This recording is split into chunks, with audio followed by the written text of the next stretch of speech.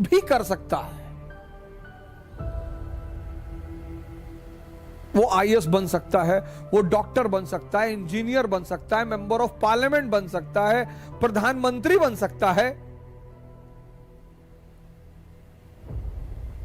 और फाइनली वो बुद्ध भी बन सकता है। इसीलिए तो मैं आपसे कहता हूं, ध्यान करो। ध्यान का मतलब ये थोड़ी करो घर से भाग जाओ, हिमालय चले आओ।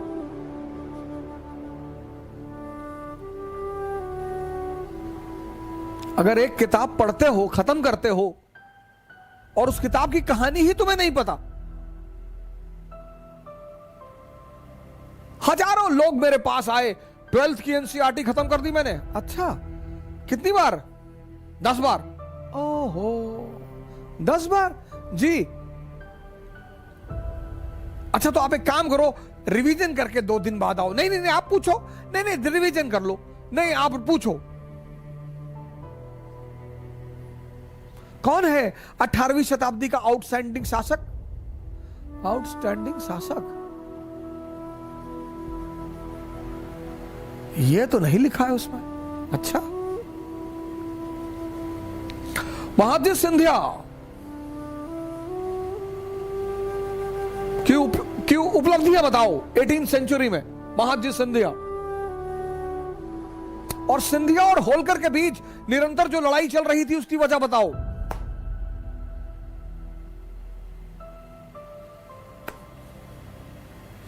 बहुत बड़ी वजह है, और वो ऐसी वजह है जिसकी वजह से ब्रिटेन ने चीन पर कब्जा किया।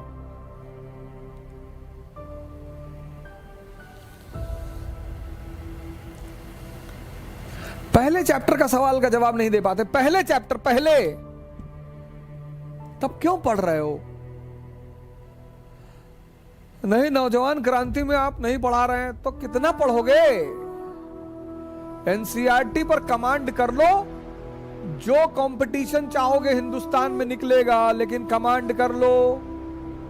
दावा के साथ कह रहा हूं, चाहे कोई भी आदमी हो जो भी 5 साल, 6 साल, 7 साल, 8 साल से तैयारी कर रहा हो और उसका सिलेक्शन नहीं हो रहा है, आप मिलिए हमसे। आप हमसे मिलिए।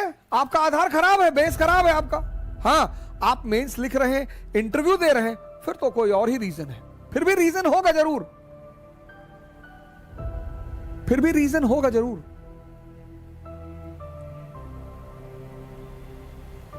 तुम्हें कहानियां ऐसी समझ में आती नहीं, तुम रटते हो, तो तुम्हारे मन को मजा नहीं आता, तुम्हारे मन में ये चीजें रिपीट नहीं होती, क्योंकि तुम समझते नहीं हो। बहुत सारे 90% छात्र पढ़ते हैं 10 घंटा, 12 घंटा, लेकिन जब वो पढ़ के उठते हैं तो पीछे कहानी कुछ और ही चलती है।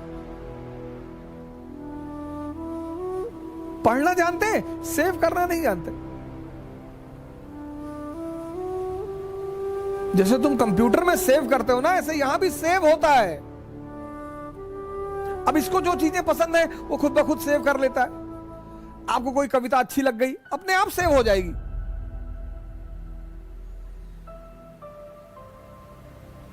कोई दीवाना कहता है, कोई पागल समझता है, मगर धरती की बेचैनी को बस अंबर।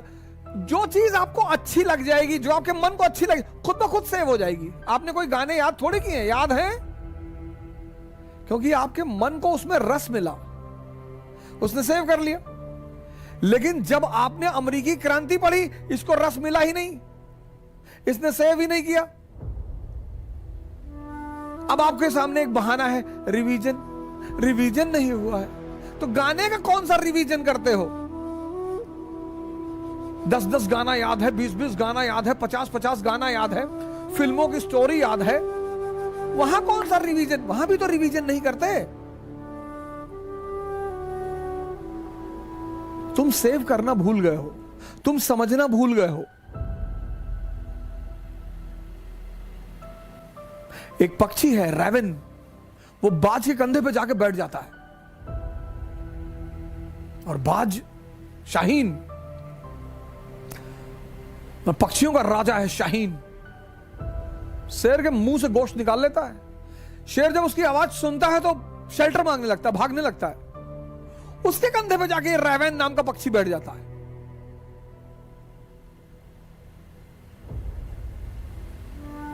तो पता है बाज क्या करता है?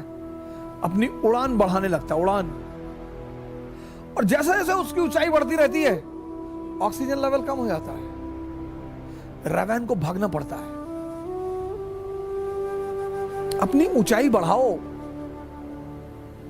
इतनी बढ़ाओ कि जितने लोग तुम्हें दबाना चाहते हैं उनका दम घुटने लगे, वो खुद ही भाग जाए।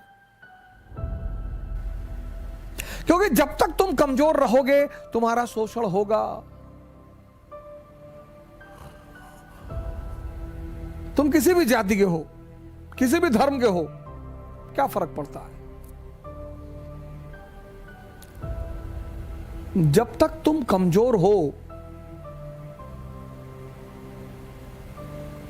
जब तक तुम डिपेंडेंट हो, तुम्हारा शोषण होगा। नियम है, नियम है, नियम। अपनी सारी ताकत अपने में लगाओ और अपनी ऊंचाई को इतना बढ़ाओ, इतना बढ़ाओ कि तुम्हारे जितने अगल बगल लोग